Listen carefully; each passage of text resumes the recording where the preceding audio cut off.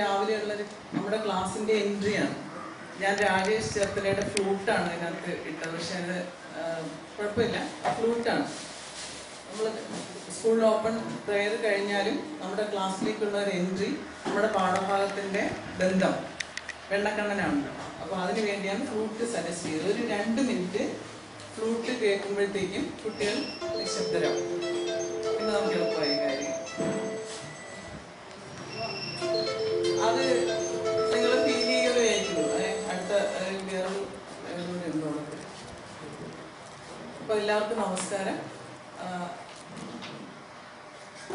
എന്തൊക്കെയുണ്ട് വിശേഷങ്ങൾ? അപ്പം അങ്ങനത്തെ ചർച്ചയ്ക്ക് ശേഷം നമ്മൾ ക്ലാസ് തുടങ്ങുകയാണ്. രാവിലെ എല്ലാവരും ഭക്ഷണം കഴിച്ചോ? ആരെങ്കിലും ഉണ്ടോ കഴിക്കാതെ? ഇല്ല. സ്കൂളിൽ നിന്ന് കഴിച്ചോ, വീട്ടിൽ നിന്ന് കഴിച്ചോ? ഇഷ്ടമുള്ളത് തന്നെ ആയിരുന്നോ? എല്ലാവർക്കും ഇഷ്ടമുള്ളത് തന്നെയായിരുന്നോ? ആയിരുന്നു. അപ്പൊ സന്തോഷമായി. ആർക്കായാലും വിശക്കുന്നുണ്ടോ? വിശപ്പില്ലല്ലോ? ഇല്ല, എനിക്കും ഇല്ല. ഞാനും നന്നായി ഭക്ഷണം കഴിച്ചു കേട്ടോ രാവിലെ. ഇത്ര യാത്ര ചെയ്ത് വരേണ്ടതല്ലേ? അപ്പൊ നമുക്ക് ആർക്കും വിശപ്പില്ല. വിശപ്പ് നമുക്ക് അറിയേയില്ല. നന്നായി വിശന്ന ഒരു സന്ദർഭത്തെ കുറിച്ച് പറയാമോ? ആർക്കെങ്കിലും പറയാമോ? ഓക്കെ, കുട്ടികളുടെ റെസ്പോൺസ് ആണ്. പറയാം. ഇപ്പൊ വേണമെങ്കിൽ പറയാം. സിമുലേഷൻ ആണ്. നിങ്ങൾക്ക് ആർക്കെങ്കിലും പറയാം. സിമുലേഷനാണ്. സിമുലേഷൻ മീൻസ് നാടകീകരണം. നമ്മൾ കുട്ടികളെ കിട്ടാത്തതുകൊണ്ട് എന്ത് ചെയ്യുന്നു? അതുപോലെ ഒരു ക്ലാസ് മെയിൻറ്റെയിൻ ചെയ്യും. കുട്ടികളൊരു അനുഭവം പറയാമെന്ന് വെച്ചോളൂ. ഞാൻ എൻ്റെ അനുഭവം പറയും. ഞാൻ ഭക്ഷണം ഇല്ലാത്തതുകൊണ്ടല്ല, പക്ഷെ ഒരുപാട് തവണ, ഒത്തിരി തവണ, ഒരു തവണ ഒരു മിലേനിയം ഇയറിൽ ഞാൻ ഒരു പ്രോഗ്രാം ചെയ്യാൻ വേണ്ടി മിലേനിയം ഇയറിൻ്റെ കോമ്പയറിങ് നടക്കുമ്പോൾ രാവിലെ മുതൽ പ്രോഗ്രാമാണ്. അപ്പോൾ താജ് ഹോട്ടലിൽ നിന്ന് തുടങ്ങിയിട്ട് വൈകിട്ട് ഇവിടുത്തെ വർക്കലയിലെ താജിൽ അവസാനിക്കുന്നു. ആ സമയത്ത് ഒരു തവണ പോലും ഭക്ഷണം കഴിക്കാൻ പറ്റില്ല. പക്ഷെ ചെല്ലുന്നിടത്തെല്ലാം കാണുന്നത് ടേബിൾ നിറയെ ഭക്ഷണമാണ്.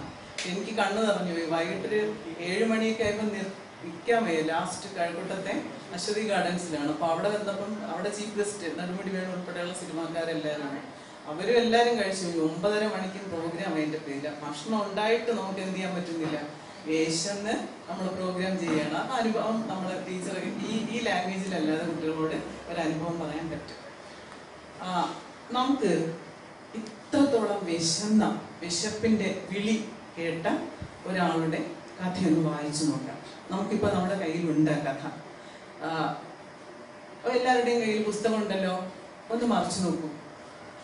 ഒരു ചിത്രം കണ്ടില്ലേ? ആരുടെയൊക്കെ ചിത്രം അത്? ഒരു കുട്ടിയുടെയും ഒരു പെൺകുട്ടിയുടെയും ഒരു വൃദ്ധന്റെയും. ആ വൃദ്ധന്റെ ഭാവം കണ്ടോ? വല്ലാത്ത അവസ്ഥയുണ്ട്. കുട്ടികളുടെ റെസ്പോൺസ് കൂടെ ചേർത്ത് ഞാൻ പറയണേ. നിങ്ങൾ പറയണം അല്ലെങ്കിൽ ഇങ്ങോട്ട്. പെൺകുട്ടി എന്ത് ചെയ്യുന്നു? പെൺകുട്ടി എന്താ ചെയ്യുന്നത് ചിത്രത്തിൽ? പാത്രം കൊണ്ട്, ആ വിശപ്പ് എന്ന് പറഞ്ഞ പാത്രം കൊണ്ട് വൃദ്ധന്റെ അടുത്തേക്ക് നിൽക്കുകയാണ്. എന്താ അവളുടെ മുഖത്തെ ഭാവം? റെസ്പോൺസ് ഒപ്പിച്ചിരുന്നു. ഓക്കെ. എന്നാൽ അതൊന്ന് എല്ലാവരും വായിച്ചു നോക്കൂ. ടീച്ചർ കുറച്ച് നേരം സമയം തരാം. അത് നല്ലോണം ഒന്ന് മനസ്സിരുത്തി വായിക്കും. പ്രോസസ് നടക്കുകയാണ്. മോന് വായിക്കാൻ അറിയത്തില്ല അല്ലേ? വായിക്കാൻ പ്രയാസമുണ്ടോ? സഹായിക്കാം, ടീച്ചർ സഹായിക്കാം. ഇതെന്താ ഈ പടത്തിൽ കാണുന്നത്? നമ്മൾ ഇടിയോ അല്ലെങ്കിൽ പിന്നാക്കക്കാരനെ ഒരു കുട്ടിയുടെ അടുത്തേക്ക് ഇങ്ങനെ ചെല്ലുകയാണ്. നോക്കുമ്പോൾ അയാൾക്ക് മാത്രം എന്ത് ചെയ്യാൻ കഴിയുന്നില്ല. വായിക്കാൻ അറിയത്തില്ല. വായിക്കാൻ അറിയാത്ത ഒരു 5 പിള്ളേർ ക്ലാസ്സിലുണ്ടെന്ന് വിചാരിച്ചോളൂ. അപ്പോൾ നമ്മൾ ചെന്നിട്ട് എന്ത് ചോദിക്കും? വായിക്കാൻ വിഷമമുണ്ടോ? അറിയില്ല എന്ന് ചോദിക്കണ്ട. വായിക്കാൻ വിഷമമില്ല ഉണ്ടല്ലോ, ശരി, ടീച്ചറോട് സഹായിക്കാം. ഇതെന്താണ്? അപ്പോൾ വൃദ്ധൻ കുട്ടി എന്ത് പറയും? ഒരു വയസ്സായ ഒരു അപ്പൂപ്പൻ മരത്തിൽ ചാരിയിരിക്കുന്നു. First response. അതിനടുത്ത് നിൽക്കുന്ന ആരാണ്? അദ്ദേഹത്തിന്റെ ഒരു കൊച്ചുകുട്ടി. കൊച്ചുകുട്ടി എവിടെ പോകാൻ നിൽക്കുക? സ്കൂളിൽ പോകാൻ നിൽക്കുക. അപ്പോൾ അവളുടെ കയ്യിൽ എന്താണ്? പാത്രത്തിനുള്ളിൽ എന്താണ്? ചോറായിരിക്കും. കുട്ടി എന്ത് ചെയ്ത് കാണും? ഈ അപ്പൂപ്പൻ എങ്ങനെ സഹായിച്ചു കാണും? പാത്രത്തിലെ ചോറ് അപ്പൂപ്പന് കൊടുത്തിട്ടുണ്ടാവും. അപ്പൊ അപ്പൂപ്പൻ കഴിച്ചപ്പോഴേ അപ്പൂപ്പൻ എന്ത് മനസ്സുണ്ടായി കാണും? നല്ല സന്തോഷം ഉണ്ടായി കാണും അല്ലെ? നമുക്ക് ആരെങ്കിലും വിശന്നിരുന്ന് ഭക്ഷണം തന്ന് നമ്മൾ വയറ് നിറയുമ്പോൾ ആ ആളിന് നമ്മൾ എന്ത് പറയും? നമുക്ക് സ്നേഹവും ഒപ്പം നന്ദിയും ഉണ്ടാവും. ശരി മോനെ, ഇതിൽ വിശപ്പ് എന്ന് എഴുതിയിരിക്കുന്ന വാക്കുണ്ടോ? നോക്കൂ, വിശപ്പ്. വിശപ്പ് ഒരു വാക്ക് പരിചയപ്പെടുത്താണ്. അടിയിൽ വേണേ വരച്ചോ, പ്രധാനപ്പെട്ട വാക്കാണ്, വരച്ചോ. വിശപ്പ്. ഭിന്ന നിലവാരക്കാരനായ കുട്ടി ചിത്രം വായന നടത്തുമ്പോൾ വായിക്കാൻ അറിയാത്ത കുട്ടി അതിലെ ചില പദങ്ങളും പ്രയോഗങ്ങളും സ്നേഹം ഉണ്ടാവാക്കുണ്ട്. ശരി, അതും പരിചയപ്പെടുന്നു. അങ്ങനെ നമ്മൾ ഒരു റൗണ്ട് കറങ്ങി വരുമ്പോഴത്തേക്ക് നമ്മുടെ റെസ്പോൺസ് പേജിൽ ഇന്ന കുട്ടിക്ക് ഫ്ലുവൻ്റ് ആയിട്ട് വായിക്കാൻ, നന്നായി വായിക്കാൻ അറിയില്ല, ഇന്ന കുട്ടി പാർഷ്യലി വായിക്കുന്നുണ്ട്, ഇന്ന ആൾക്ക് ഹിയറിംഗ് പ്രശ്നമാണ്, അതിനെ ഞാൻ ഇന്ന സഹായിച്ചു എന്ന് റെസ്പോൺസ് പേജിൽ നമ്മുടെ എഴുത്തുണ്ടാകും. അപ്പോൾ ഒരു പ്രോസസ്സിന്റെ ആദ്യത്തെ ഘട്ടം ഇങ്ങനെ തീരുകയാണ്. ശരി, ഈ കഥയെക്കുറിച്ച് എന്താ നിങ്ങൾക്ക് അഭിപ്രായം പറയാനുള്ളത്? ഇതൊരു കഥയാണ്, വായിച്ചു മനസ്സിലാക്കി ആർക്ക് പറയാൻ പറ്റും ഈ കഥയിലെ എന്താണ് അതിന്റെ സന്ദേശം എന്നുള്ളത്? വിശപ്പ് എന്നുള്ള കഥ പഠിപ്പിച്ചിട്ടുണ്ടോ 4ാം ക്ലാസ്സിലെ? ഉണ്ട്.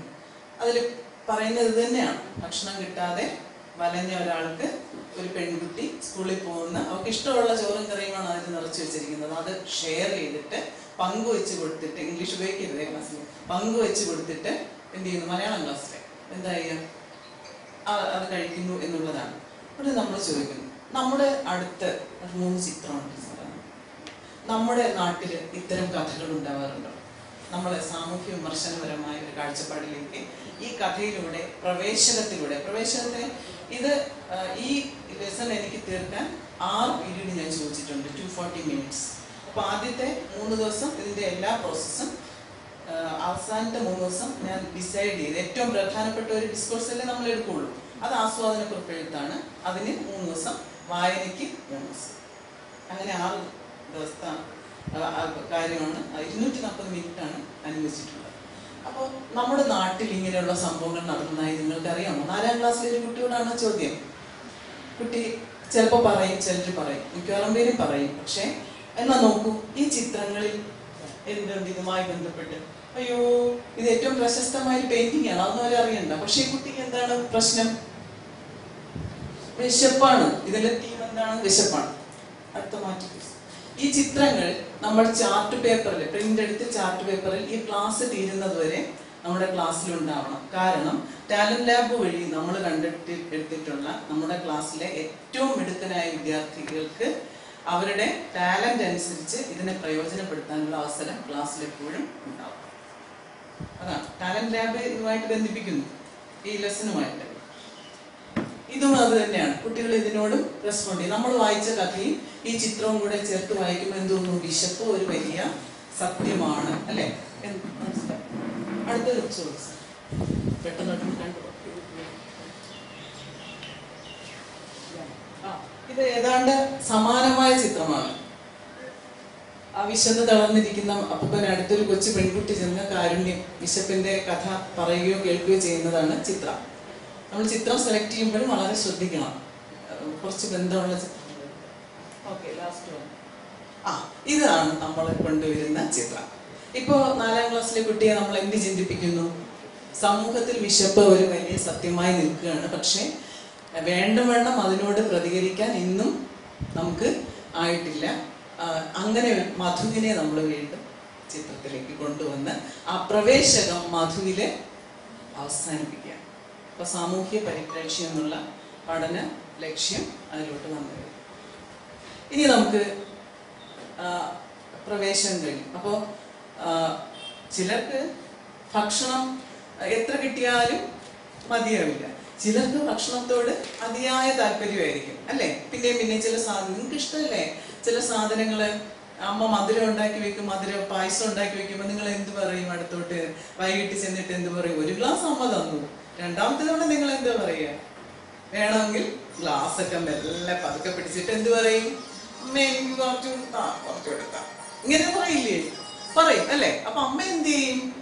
അമ്മ പെട്ടെന്ന് നമ്മുടെ ഗ്ലാസ് വാങ്ങിച്ചിട്ട് കോരി ഒഴിച്ച് എന്ത് തരും? തരും. അങ്ങനെ അമ്മയോട് പറ്റിച്ചേർന്ന് നിൽക്കുന്ന ഒരു കൊച്ചുകുട്ടന്റെ കഥയെ ചേർന്ന കവിതയാണ് നമ്മൾ പരിചയപ്പെടാൻ പോകുന്നത്. നിങ്ങൾ ആദ്യം കേട്ടില്ലേ ഒരു ഓടക്കുഴൽ? കുറച്ചുകൂടെ ക്ലാരിറ്റിയുള്ള ക്ലിപ്പിംഗ്. ഉണ്ട് അതിനകത്ത്. ആ ഓടക്കുഴൽ കേട്ടില്ലേ? ഈ ഓടക്കുഴലുമായിട്ട് ബന്ധമുള്ള കുട്ടിയാരാ? ആരാണ്? ശ്രീകൃഷ്ണൻ, ഉണ്ണിക്കണ്ണൻ അല്ലെ? നമ്മള് കൊച്ചു പിള്ളേരെല്ലാരും കൂടെ പറയുമ്പോ ശ്രീകൃഷ്ണനെ എന്തെന്ന് പറയാം? ഉണ്ണിക്കണ്ണൻ. പിന്നെ പറഞ്ഞാലോ, എപ്പോഴും കട്ട് തിന്നുന്ന വെണ്ണ ഇഷ്ടമുള്ള കണ്ണനെ എന്തെന്ന് വിളിക്കാം? വെണ്ണക്കണ്ണൻ എന്ന് വിളിക്കാം. ഇനിയുണ്ട് കേട്ടോ, ഒരുപാട് പേരുകളുണ്ട്. അത് നമുക്ക് വഴിയെ പരിചയപ്പെടാം. അങ്ങനെ ഒരാളിനെ കുറിച്ചുള്ള ഒരു കവിതയാണ് നമ്മള് പരിചയപ്പെടാൻ പോകുന്നത്. വളരെ സ്പീഡായിട്ട് പറയാണ്. ഈ സാഹചര്യങ്ങളെ വെച്ചുകൊണ്ട് പാഠത്തിലേക്ക് എൻട്രി ചെയ്യും. ശരി, ഇനി ആ പാഠം ഒന്നെടുത്തേ. എല്ലാവരും ഒന്ന് വായിക്കാൻ നോക്കൂ. പ്രയാസമുണ്ടോ? പ്രയാസമുള്ളവരാരൊക്കെയാ? കയ്യെടുത്തു. ടീച്ചർ വരും, ഉറപ്പായി നിങ്ങളുടെ അടുത്തേക്ക് വരും കേട്ടോ. ശരി, വായിച്ചോളൂ. വായിക്കുമ്പോ എന്താ ചെയ്യേണ്ടതെന്ന് അറിയോ? വെറുതെ വായിച്ചു പോകാൻ പറ്റില്ല. അല്ല, ഇപ്പൊ വെറുതെ വായിച്ചോളൂ. ഇപ്പൊ ഈ പ്രാവശ്യം നിങ്ങൾ എന്ത് ചെയ്യാ?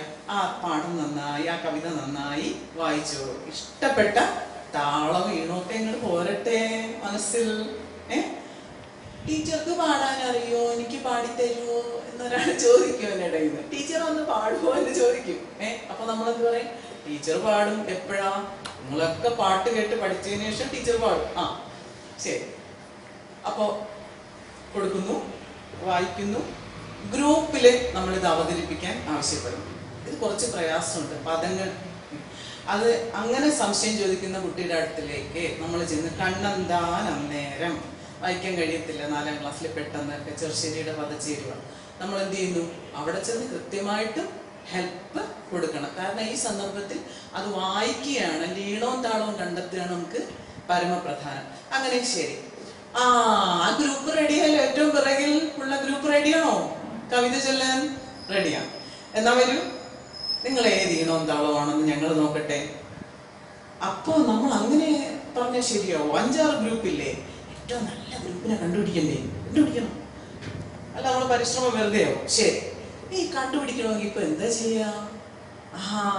അതിനൊരു വേലയുണ്ട്, നമുക്ക് നോക്കാം. ശരി, ടീച്ചറെ ഈ ബോർഡിലൊരു കുളം വരയ്ക്കാൻ പോവാം. ബോർഡില് ഒരു column, suppose this is column. Okay, this is column. Column വരയ്ക്കാൻ പോവാണ്. ശരി, 1ാമത്തെ കോളത്തിൽ എന്താ എഴുതുന്നേ? ഒരു കവിത ചൊല്ലുമ്പോ നന്നായി ചൊല്ലുന്നതിന് എന്തൊക്കെ വേണം? പറയൂ, എന്തൊക്കെ വേണം? ഈണവും താളവും 1ാമത്തെ പരിഗണന കൊടുത്തൂടെ? ശരി, ABCD ഗ്രൂപ്പ്. അപ്പൊ ഈണവും താളവും. 2ാമതോ? സ്വരച്ചേർച്ചയോടെ എല്ലാരും പാടണ്ടേ അല്ലെ? ഒരു ഐക്യമൊക്കെ വേണ്ടേ കവിത ചൊല്ലുമ്പോ? ശരി, അങ്ങനെ ആരാ ഏത് ഗ്രൂപ്പാ ഏറ്റവും മികച്ചതെന്ന് പാടുന്നത് കണ്ടുപിടിക്കാം. ശരി, ഇനിയോ? പിന്നെ എന്ത് വേണം? 3ാം ക്ലാസ്സിലൊക്കെ നമ്മൾ പഠിച്ചത് അക്ഷരശുദ്ധി ഉറപ്പായിട്ടും വേണ്ടേ? അത് വേണം. പിന്നെ എന്ത് വേണം? അപ്പൊ ഈണം താളം വേണം, ഒന്നിച്ച പാടണം, അക്ഷരശുദ്ധി ഉണ്ടാവണം. പിന്നെ കേൾക്കുന്നവർക്ക് കാര്യം മനസ്സിലാവണ്ടേ? ആശയ വ്യക്തത ഉണ്ടാവണം. ശരി, ഇത്രയും മതിയോ? ഇപ്പൊ ഇത്രയും മതി. 4 ഘടകങ്ങൾ. ബാക്കിയുള്ളത് നമ്മൾ എന്ത് ചെയ്യും? എന്തേലും ഉണ്ടെങ്കിൽ നമുക്ക് കൂട്ടിച്ചേർക്കാം. നിങ്ങൾക്ക് എന്തെങ്കിലും പറയാനുണ്ടോ? മക്കളെ, എന്തേലും പറയാനുണ്ടോ എന്റെ കൂടെ? ടീച്ചർ എഴുതിയതിന്റെ കൂടെ നോക്കാം. ശരി, 1ാമത്തെ ഗ്രൂപ്പ് വരൂ. റെഡി ആയെങ്കിൽ പാടാം. ഓക്കെ, അപ്പൊ ഓരോ പോയിന്റ് 2 പോയിന്റ് വീതം നമ്മൾ കൊടുക്കുക. അവർക്ക് എത്ര കിട്ടി എന്ന് അവരെ സന്തോഷിച്ചു പോകും. അങ്ങനെ തന്നെ 5 ഗ്രൂപ്പ് പെർഫോം ചെയ്തു. 5 ഗ്രൂപ്പിന്റെയും പെർഫോമൻസ് നമ്മൾ വിലയിരുത്തുകയാണ്. ഒപ്പം തന്നെ നമ്മുടെ നോട്ട്ബുക്കിൽ ടീച്ചറുടെ വിലയിരുത്തൽ കോളം ഫില്ലാവും. എങ്ങനെ ഫില്ലാവും? 1ാമത്തെ ഗ്രൂപ്പിൽ ഇന്ന ആളുകൾക്ക് അക്ഷരശുദ്ധി കുറവാണ്, അങ്ങനെ തന്നെ പോണം. ഗുണമേന്മയുള്ള ഒരു വിദ്യാഭ്യാസമാണെങ്കിൽ അപ്പൊ തന്നെ നമ്മൾ എന്താ കണ്ടുപിടിക്കുക?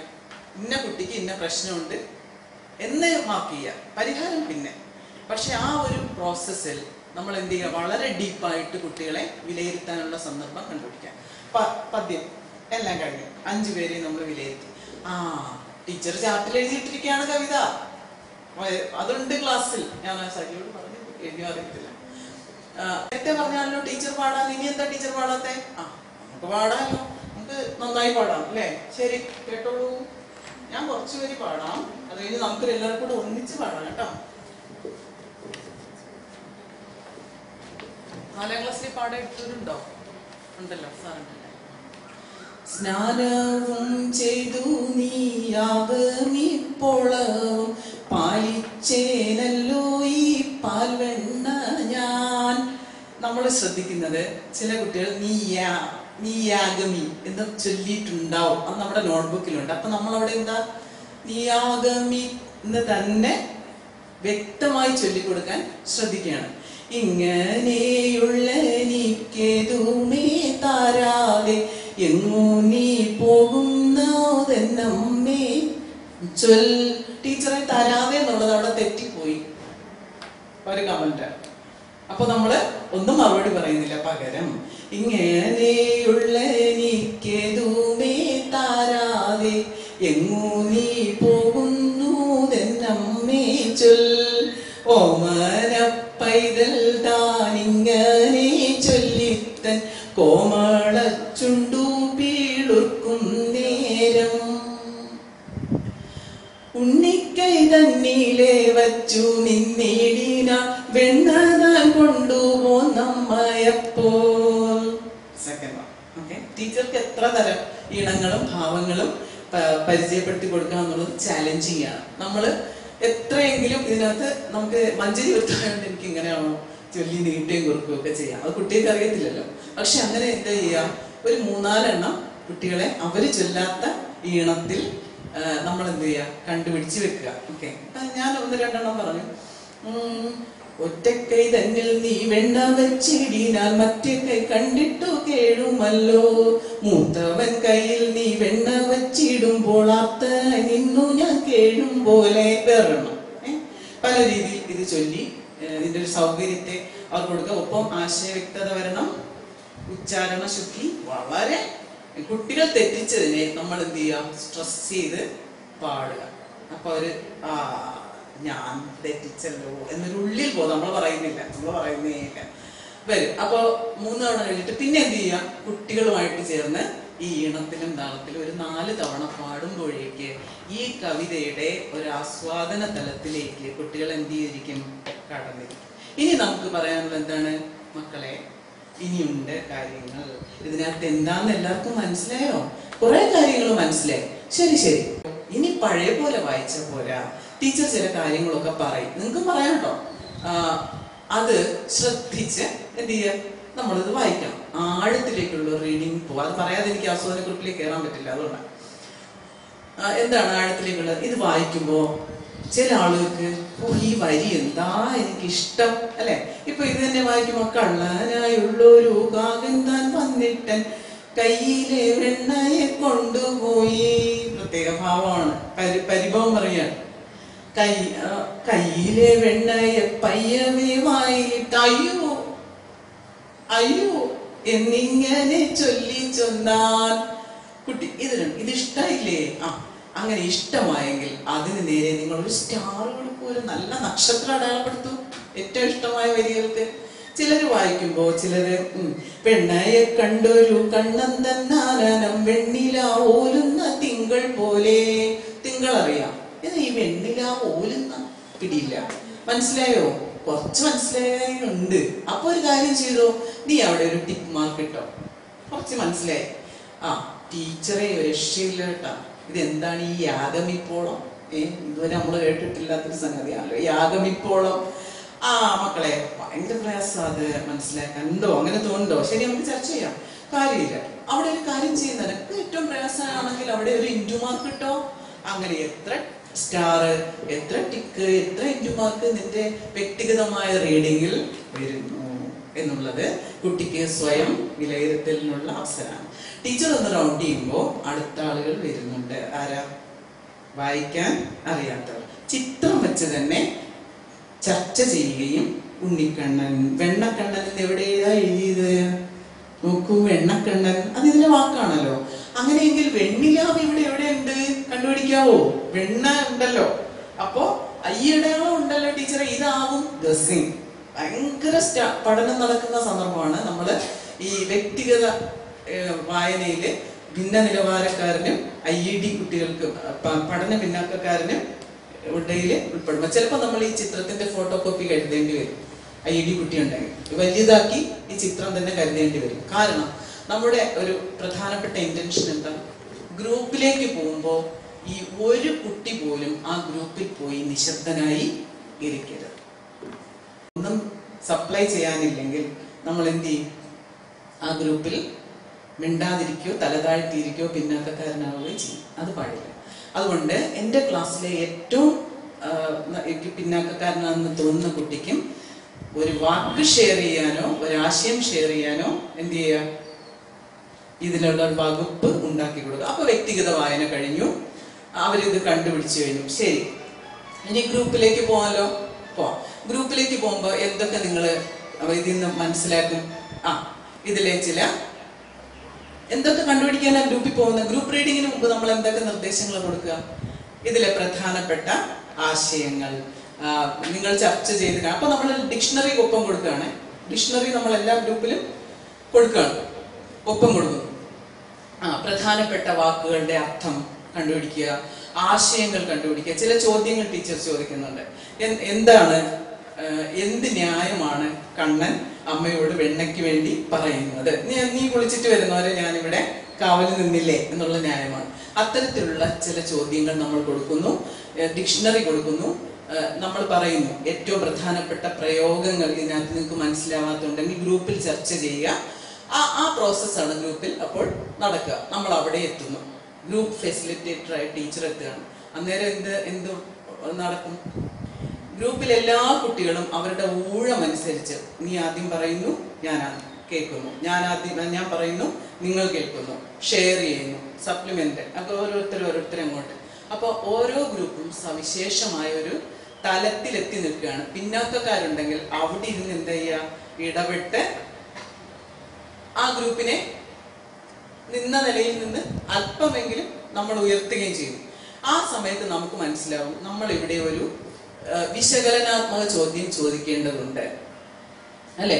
നമ്മൾ ചോദിക്കുക, അമ്മയ്ക്ക് കുട്ടിയോടുള്ള വാത്സല്യമാണല്ലോ, കുട്ടിയോട് മാത്രമാണോ നമുക്ക് വാത്സല്യം? അമ്മയും കുട്ടിയും തമ്മിൽ മാത്രമാണോ ഈ ലോകത്ത് സ്നേഹബന്ധമുള്ളത്?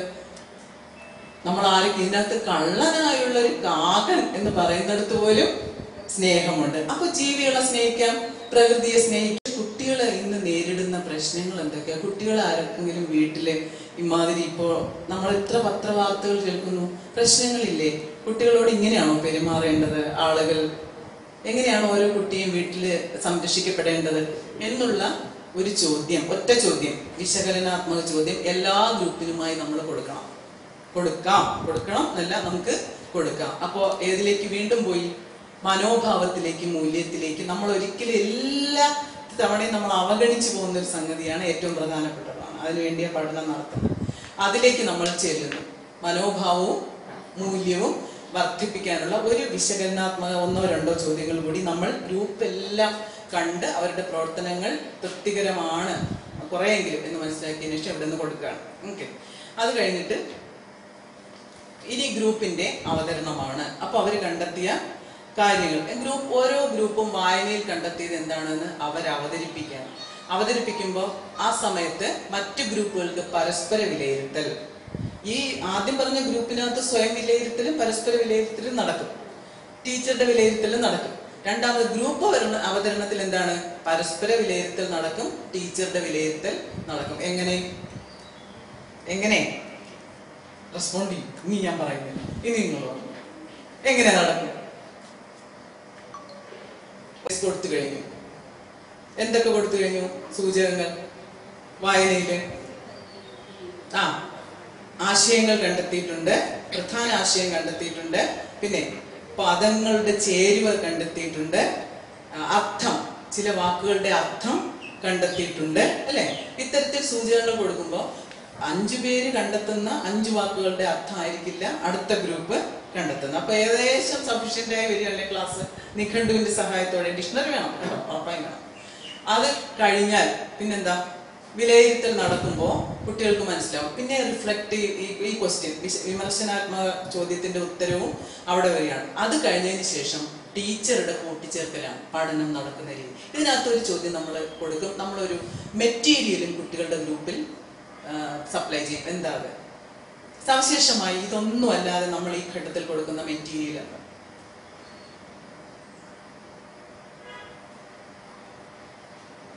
നമ്മളെപ്പോഴാണ് ഈ കുട്ടികളെ കവിയും കാലവും ഒക്കെ പരിചയപ്പെടുത്തുന്നത്? ഏതെങ്കിലും ഒരു സമയത്ത് ബോർഡിൽ എഴുതിയിട്ട് കൊടുക്കണം. പിന്നെ എപ്പോഴാണ് പരിചയപ്പെടുത്തുന്നത്? എല്ലാ ഗ്രൂപ്പിനും ചെറുശ്ശേരിയെ കുറിച്ച് എഴുതിയ ഒരു മെറ്റീരിയൽ വിതരണം ചെയ്യുന്നു. എന്നിട്ട് നമ്മുടെ ചോദ്യത്തിൽ നമ്മൾ ഉൾക്കൊള്ളിക്കുന്നത് എന്താ? ഇത് എഴുതിയ കവിയെ കുറിച്ച് എന്തൊക്കെ അറിവുകൾ നിങ്ങൾക്ക് ഉണ്ട്? കുട്ടിക്ക് സഹായകമായി, കുട്ടിക്ക് അറിവുണ്ടാവണമെന്നില്ല, കൃഷ്ണഗാഥ എന്ന് മാത്രമേ അറിയൂ. കുട്ടിക്ക് അറിവുണ്ടാവാൻ നമ്മൾ കൊടുത്തിരിക്കുന്ന മെറ്റീരിയൽ എന്തുവാ? വളരെ ലളിതമായ ഭാഷയിൽ എഴുതിയ, ഞാൻ എഴുതിയിട്ടുണ്ട്, ലളിതമായ ഭാഷയിൽ എഴുതിയ ഒരു കുറിപ്പാണ്. അത് വെച്ചിട്ട് അവൻ എന്ത് ചെയ്യും? ആ ഗ്രൂപ്പ് പ്രോഡക്റ്റിലേക്ക് കവി, കാലം, സമാന കവിതകൾ, സമാന കവികൾ, പ്രാചീന കവിത്രയം എന്നുള്ള ആ ഒരു സംജ്ഞ അപ്പോഴാണ് പരിചയപ്പെടുന്നത്. ഈ സമയത്ത് ടീച്ചറുടെ കൂട്ടിച്ചേർക്കലിൽ എന്താ വരാൻ പറ്റുന്നത്? രസകരമായ ഒരു കഥയുണ്ടല്ലേ ചെറുശ്ശേരിയെ കുറിച്ച്. കുട്ടികൾ ഒരിക്കലും മറന്നു തൊന്തും തുന്തും കാളയുണ്ട്, അറിയാമല്ലോ ആ കഥ. ഇതൊന്നും അല്ലാതെ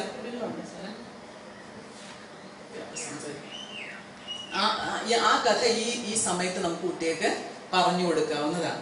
ഇപ്പോ വായനയുടെ സമഗ്രമായ ഒരു, കുട്ടികൾ പറയാത്ത വാക്കുകളുടെ അർത്ഥം ആര് പറയും? താങ്ക്സ്.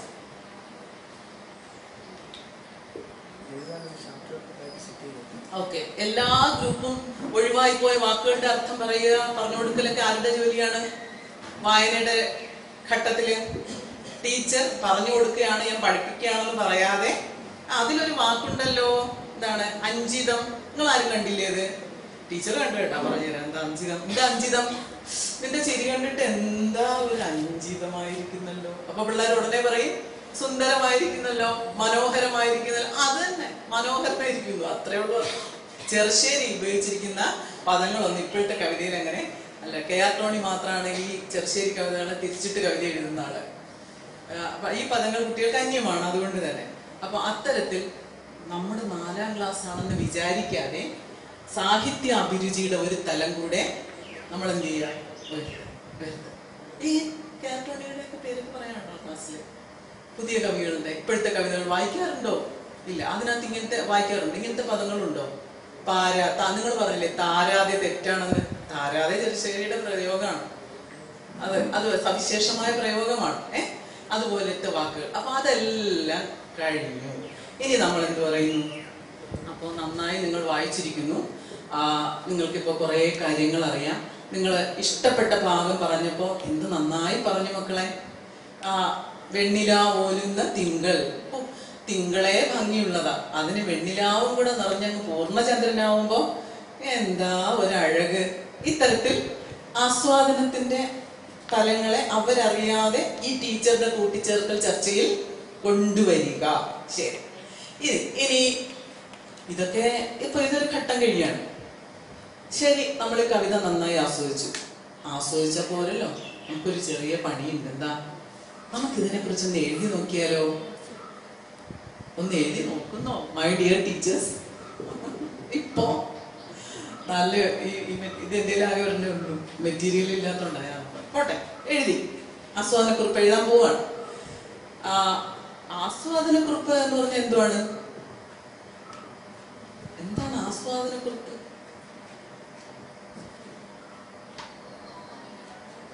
ഒരാ കാര്യം നമ്മൾ ആസ്വദിച്ചതിന്റെ, ഇഷ്ടപ്പെട്ടതിന്റെ, ഉള്ളിലേക്ക് എടുത്തതിന്റെ. വെറും ഇഷ്ടമല്ല ആസ്വാദനം, അല്ലെ? നമ്മുടെ ഒരു രക്തത്തിൽ അലിഞ്ഞിരുന്ന സാധനമാണ് ആസ്വാദനം. ഇല്ലാത്തൊക്കെ നമ്മൾ ഇഷ്ടം അങ്ങനെ പറഞ്ഞിങ്ങനെ ഒരതിരിട്ടേക്ക്. പക്ഷെ ആസ്വാദനം എന്തുവാ? ആ ഒരു തലത്തിലേക്ക് വരുന്ന സംഗതിയാണ്. അപ്പൊ ആസ്വാദനക്കുറിപ്പാണ് നമ്മൾ എഴുതാൻ പോകുന്നത്.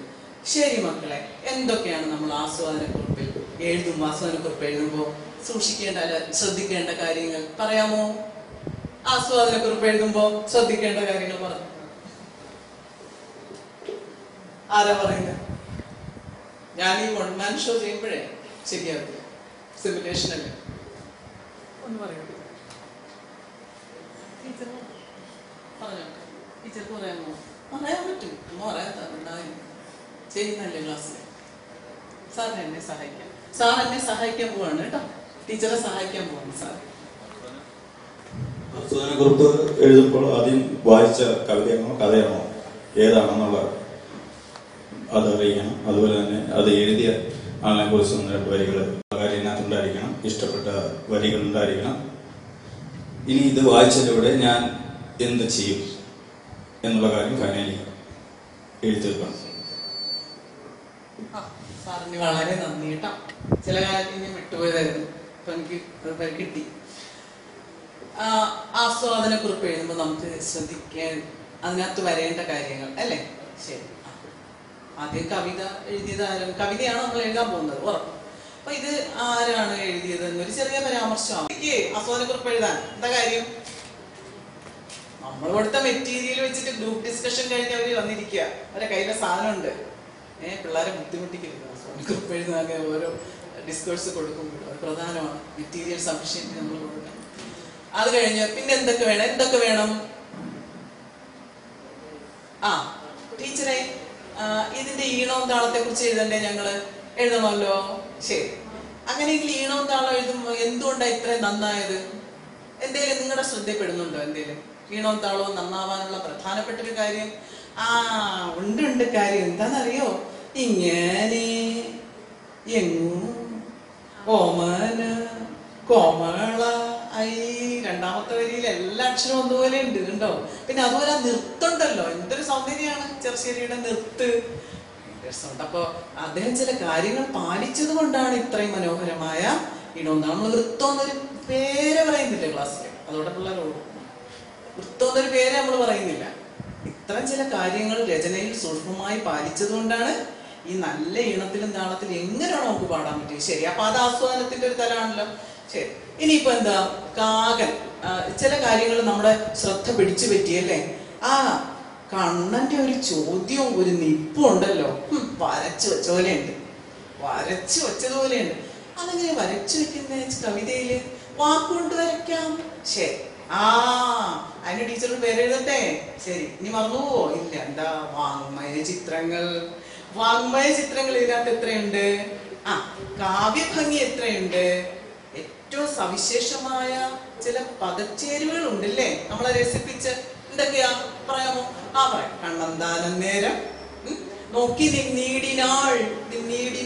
ഈ ചർച്ച അവിടെയും വരണം, വായനയിലും വരണം. ഈ പോയാൾ വന്നാൾ ചൊന്നാൽ ഓക്കെ, വന്നീടിനാൾ. ഓക്കെ, ശരി. അപ്പൊ ഇത്രയും പ്രയോഗ സവിശേഷതകളുണ്ട്. ഇനി വെണ്ണിലാവഞ്ചി, ഇത് അന്നേരം നമ്മൾ ചർച്ച ചെയ്യുന്നില്ല. എക്സാമ്പിൾ ഒരെണ്ണം എടുത്തിട്ട് വേണമെങ്കിൽ നമുക്ക് ഒരു തവണ പറഞ്ഞു കൊടുക്കാം. പക്ഷെ മുഴുവൻ നമ്മൾ അന്നേരം ഡിസ്കസ് ചെയ്യുന്നേ ഇല്ല. നമ്മൾ പറയുന്നത് വാങ്മയ ചിത്രങ്ങൾ, ആശയപൂർണത, പിന്നെന്തുവാ? കാവ്യഭംഗി, ഈണവും താളവും, പിന്നെന്താ? ചില കാഴ്ചകൾ അല്ലെ? അതിനകത്ത് നിറച്ചിട്ടുള്ള ചില കാഴ്ചകൾ. പിന്നെന്ത് വേണം? സ്വന്തം വൈകാരികമായ അനുഭവതലം വളരെ പ്രധാനമാണ്. ഇതിനകത്ത് അമ്മയും കുട്ടിയുമായിട്ടുള്ള വൈകാരിക തലമാണ്. അപ്പൊ സ്നേഹം, കരുണ, ചില്ലറ കോപവും ഇതിനകത്ത് വരുന്നുണ്ട് അല്ലെ? ചില്ലറ കോപവും അമ്മയുടെ ഒരു പിന്നെ പിണങ്ങലും ചിണുങ്ങലും ഒക്കെ ഇതിനകത്ത് വരുന്നുണ്ട്. അപ്പൊ വൈകാരിക തലത്തെ ഇതിനകത്തുണ്ടോ എന്ന് നമ്മൾ പരിശോധിക്കലുണ്ട്. അത് സ്വന്തം അനുഭവവുമായി താരതമ്യം വളരെ പ്രധാനമാണ്. ആസ്വാദനം എത്ര ഡീപ്പായിട്ട് നമ്മൾ പോകുന്നു എന്നറിയാൻ വേണ്ടിയാണ് ഞാനത് എന്റെ നോട്ടിൽ നിന്ന് വായിക്കാൻ എത്ര എഴുതിയിട്ടുണ്ട്. ഇത് കൂട്ടിച്ചേർക്കണം കേട്ടോ. ഭാഷാ പ്രയോഗത്തിലെ വ്യത്യസ്തത, കവിയുടെ സൂചന നമ്മൾ പറഞ്ഞല്ലോ. ആശയപൂർണത, വാങ്മയ ചിത്രം, വൈകാരിക തലം, സവിശേഷ പ്രയോഗങ്ങൾ, അലങ്കാര ഭംഗി, കാവ്യഭംഗി, അക്ഷരമാവർത്തിക്കലൊക്കെ കാവ്യഭംഗിയിലാണ് വരുന്നത്. കഥാപാത്ര സ്വഭാവം, കഥാപാത്രങ്ങളുടെ സ്വഭാവത്തിന്റെ ചെറിയ പരാമർശമെങ്കിലേ ആസ്വാദനക്കുറിപ്പ് പൂർണ്ണമാവുള്ളൂ. സ്വന്തം കാഴ്ചപ്പാട്. ഇനി ഇതിനകത്ത് വല്ലതും ഒളിച്ചു വെച്ചിട്ടുണ്ടോ കവി? വ്യംഗ്യ ഭംഗി. കവി ഒളിച്ചു വെച്ചിരിക്കുന്നതിനെ കണ്ടെടുക്കലാണ് കവിതാ വായന അല്ലെ? നല്ല ആസ്വാദ്യകരമായ വായന. അപ്പൊ വ്യംഗ്യ ഭംഗി, പിന്നെ സ്വാനുഭവ സൂചന, നിലപാട്. അത് വളരെ പ്രധാനമാണ്. നിലപാട്. ഇനിയുണ്ടല്ലോ മക്കളെ ഏറ്റവും പ്രധാനപ്പെട്ടൊരു കാര്യം. അത് ഇവിടുന്ന് ആരെങ്കിലും പറഞ്ഞു? എന്തിനാ ഞാൻ ഇവിടുന്ന് ആരെങ്കിലും പറഞ്ഞു? ഏറ്റവും പ്രധാനപ്പെട്ട ഒരു വിഷയം നമ്മുടെ ക്ലാസ്സിൽ അനുഭവിക്കുന്നതിന് അതിനെവിടെ ഒരു പരിഹാരം വേണ്ടേ?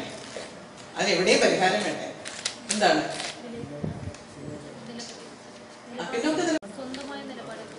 നിലപാട് എടുക്കല് നമ്മൾ അതുകൊണ്ടാണ് വിമർശനാത്മക ചോദ്യങ്ങളൊക്കെ നമ്മൾ കൊടുത്തു ശീലിപ്പിക്കുന്നത്. ഒറ്റ ക്ലാസ് കൊണ്ട് നടക്കത്തില്ലേ ഈ നിലപാട് രൂപീകരണമൊന്നും. അത് ഫുൾ പ്രോസസ്സ് കണ്ടിന്യൂ ചെയ്യുന്ന ഒരു ക്ലാസ്സിൽ മാത്രമാണ് ഇത്തരം സവിശേഷപ്പെട്ട കുട്ടികൾ ഉണ്ടാവുക. 40 പേരും ഒരേ നിലയിൽ ഇങ്ങനെ ഇങ്ങനെ ഏറ്റവും ഉയർന്ന തലം അങ്ങനെ എത്തുക. ഒറ്റ ക്ലാസ് ഒന്നും നടക്കത്തില്ല. പക്ഷെ അത് ശരിയാണ് ടീച്ചർ നിലപാട്. ആശയരൂപീകരണം അതൊന്നും അല്ലാതെ നിലവിൽ നമ്മൾ ഈ കേൾക്കുന്ന പഴിയൊക്കെ എന്തിന്റെ പേരില്ല ഇപ്പോഴും ഞാൻ കേട്ടിട്ട് വരിക.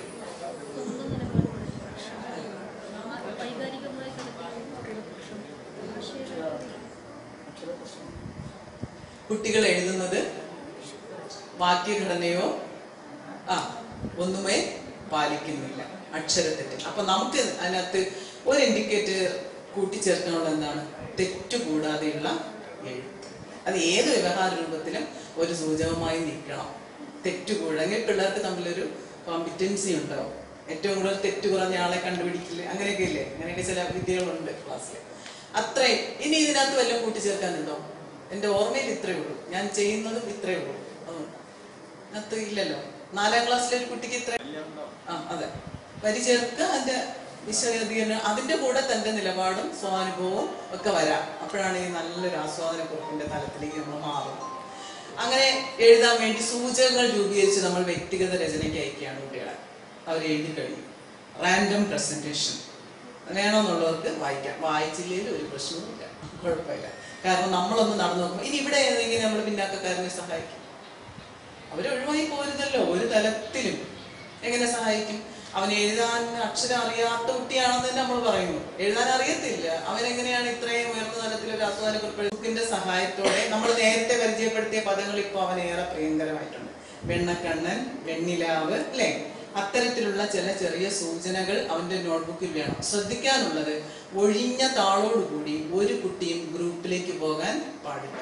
അവിടെ ചെല്ലുമ്പോൾ ഇങ്ങനെ വരിവരിയായി ഊഴം വന്ന് നീ ഒരെണ്ണം പറയാൻ, നീ എഴുതിയ കാര്യം, നീ എഴുതിക്കൊണ്ടുവന്ന കാര്യം പറയാൻ പറയുമ്പോൾ കുട്ടി എന്ത് ചെയ്യാൻ പാടില്ല? നമ്മളെ തിരിഞ്ഞു നോക്കാൻ പാടില്ല. ഒന്നുമില്ല അവന്റെ ബുക്കിൽ, വളരെ സങ്കടമാണ്. അപ്പൊ കുട്ടി എന്ത് ചെയ്യാം? ഞാൻ എഴുതിയിട്ടുണ്ട്, ടീച്ചർ സഹായിച്ചതാണ്, എഴുതി കൊടുത്താലും കുഴപ്പമില്ല, എഴുതി കൊടുത്താലും കുഴപ്പമില്ല, ടീച്ചർ എഴുതാമെന്നത് ശരിയാന്നുള്ള പക്ഷക്കാരിയാണ് ഞാൻ. അങ്ങനെയുള്ള കുട്ടിയൊക്കെ നോട്ട്ബുക്ക് എടുത്ത് കോൺഫിഡൻസ് എത്ര കൂടും. അവൻ പറയാണ്, നോക്ക് ഞാൻ എഴുതി, കള്ളനായുള്ള കാകൻ വന്ന്, അതിനൊരു അനുഭവം ഉണ്ട്, അതുകൊണ്ട് എളുപ്പമായി സംശീകരിക്കും. തട്ടിപ്പറിച്ചുകൊണ്ട് പോയി എന്ന് കണ്ണം പറയുകയാണ്. അവന് ഞാൻ എഴുതിയിട്ടുണ്ട്, ഒറ്റ വരി മതി, ഒന്നും കുഴപ്പമില്ല. ഗ്രൂപ്പിൽ അവന്റെ റോള് ഭംഗിയായി നിർവഹിക്കാൻ നമ്മൾ എപ്പോഴും അത്തരം കുട്ടികളെ സഹായിക്കുക. അവരൊഴിവായി പോകരുത്. അത് കഴിഞ്ഞിട്ട് എന്താണ്? ഗ്രൂപ്പിന്റെ അടുത്തേക്ക് ചെന്നിട്ട് നമ്മൾ ചില ചോദ്യങ്ങൾ കൂടി ചോദിക്കും. അവിടെയും നിങ്ങൾ എഴുതി, നിങ്ങളുടെ സ്വാനുഭവം എന്താണ്? ചേർത്തിട്ടുണ്ടോ നീ? പിയർ ഗ്രൂപ്പ് വിലയിരുത്തലിന് പറ്റിയ സമയമാണ്. അപ്പോൾ എഴുതിക്കൊണ്ടുവന്നത് ഇവർ ആദ്യം കൈമാറി വായിക്കുമല്ലോ, അങ്ങനെ ഒരു പ്രോസസ് ഇല്ലേ? ഓരോ ഗ്രൂപ്പിലും ഓരോ ആളും വായിക്കുന്നത്. ആ സമയത്ത് പരസ്പര വിലയിരുത്തലും സ്വയം വിലയിരുത്തലും നടക്കും. ഞാൻ ഇത് എഴുതിയില്ലല്ലോ, അവളിത് എഴുതി, അതത്ര ശരിയായില്ലോ, അല്ലെ? മനസ്സിൽ തോന്നുന്നൊരു ഘട്ടം. അങ്ങനെ കഴിഞ്ഞാൽ ഗ്രൂപ്പിന്റെ അവതരണത്തിലേക്ക് നമ്മൾ വരികയാണ്. ഗ്രൂപ്പിന്റെ അവതരണത്തിന് വരുന്നതിന് മുമ്പ് ഇത് ഏറ്റവും പ്രധാനപ്പെട്ട ഒരു കാര്യം, നമ്മൾ ഈ നേരത്തെ പറയലല്ല എന്ന് ചാപ്റ്റർ എഴുതാൻ സാധിക്കും. വ്യക്തിഗത രചനയ്ക്ക് മുമ്പ് ഒരു മനോഭൂപടം രൂപീകരിക്കണം, മെന്റൽ മാപ്പ്. അത് ബോർഡിൽ ഉണ്ടാവണം. കാരണം നമ്മൾ ഈ പറഞ്ഞ വൈകാരിക തലമൊന്നും കുട്ടിക്ക് എളുപ്പം പെട്ടെന്ന് ഓർമ്മയിൽ നിൽക്കില്ല. അതിന് സഹായകമായി എന്ത് ചെയ്യാം? മെന്റൽ മാപ്പിംഗ് നടത്താം. അവരോട് ചോദിച്ചിട്ട് അവരിൽ നിന്ന് തന്നെ ആ മെന്റൽ ഇത്ര ഘടകങ്ങളുണ്ട് എന്ന് ചോദിച്ചിട്ട് ചാർട്ടിലോട്ട് എഴുതിയിടാം. വ്യക്തിഗത രചനയ്ക്ക് മുമ്പാണത്. ഇത് എല്ലാ ഘട്ടത്തിലും കുട്ടിയെ സഹായിക്കും. ഇത് പരിശോധിച്ചിട്ടാണ് നമ്മൾ ഗ്രൂപ്പിൽ ഇടപെടുന്നത്. പിന്നെ ടീച്ചർ അവിടെ കോൺട്രിബ്യൂട്ട് ചെയ്യുന്നു. താരതമ്യവും മറ്റേതെങ്കിലും ഒരു കവിത വായിച്ചപ്പോൾ ഇതുപോലൊരു അനുഭവം ഉണ്ടായോ? എഴുതാം. അവന്റെ വായന ക്ലാസ് ലൈബ്രറിയിൽ എന്തിനാ പുസ്തകം കൊണ്ടുവച്ചിരിക്കുന്നത്? ഈ സന്ദർഭത്തിൽ പ്രയോജനപ്പെടുത്താനല്ലെങ്കിൽ. ഞാൻ വീരാൻകുട്ടി മാഷിന്റെ നക്ഷത്രവും പോവും, അല്ലെ? എന്നല്ലേ കവിതയുടെ പേര്? നക്ഷത്രവും കുട്ടിയും മറന്നു. ആ നക്ഷത്രവും പോവും. ആ കവിത വായിച്ചിട്ടുണ്ട് ടീച്ചർ. അപ്പൊ പ്രകൃതിയുമായിട്ടുള്ള സ്നേഹം പല കവിതകളിലും വരുന്നുണ്ട്. ചെറുശ്ശേരി അതിന്റെ ഉത്തമ ഉദാഹരണമാണ്. 14ാം നൂറ്റാണ്ടിൽ ജീവിച്ചിരുന്നു വിശ്വസിക്കുന്ന ആള് ഇത്രയും നന്നായിട്ട് എഴുതിയിരിക്കുന്നു. അത് നമ്മൾ മെറ്റീരിയൽ കൊടുത്തതിലുണ്ട്. ഇതെല്ലാം എഴുതി ഇവരെ കൊണ്ടുവരികയാണ്. ഗ്രൂപ്പിന്റെ പ്രസന്റേഷൻ ടൈം നമ്മൾ ഏതിനെ തന്നെ ഇൻഡിക്കേറ്റർ ആക്കുന്നു? നമ്മുടെ മെന്റൽ മാപ്പിനെ തന്നെ എന്ത് ചെയ്യാൻ പറ്റും? ഇൻഡിക്കേറ്റർ ആക്കി മാറ്റാൻ പറ്റും. ഇൻഡിക്കേറ്റർ രൂപീകരിക്കുന്നത് എന്തിനാ? ഒരു ഗ്രൂപ്പ് അവതരിപ്പിക്കുമ്പോൾ മറ്റൊരു ഗ്രൂപ്പിന് വിലയിരുത്തൽ നടത്താൻ വളരെ ഇതാണ്. അപ്പൊ അവര് പെട്ടെന്ന് തന്നെ മറ്റു ഗ്രൂപ്പുകൾ എഴുതുന്നതാണോ, കൂട്ടിച്ചേർത്തിട്ട് എഴുതുന്നതാണോ? അതെല്ലാം അവതരിപ്പിച്ച് കഴിഞ്ഞാൽ പിന്നെ എന്താ ചെയ്യണം? എന്ത് ചെയ്യും? പിന്നെന്താ, ഗ്രൂപ്പുകൾ അവതരിപ്പിച്ചു കഴിഞ്ഞു, ടീച്ചറുടെ റോള് ബാക്കിയാണല്ലോ.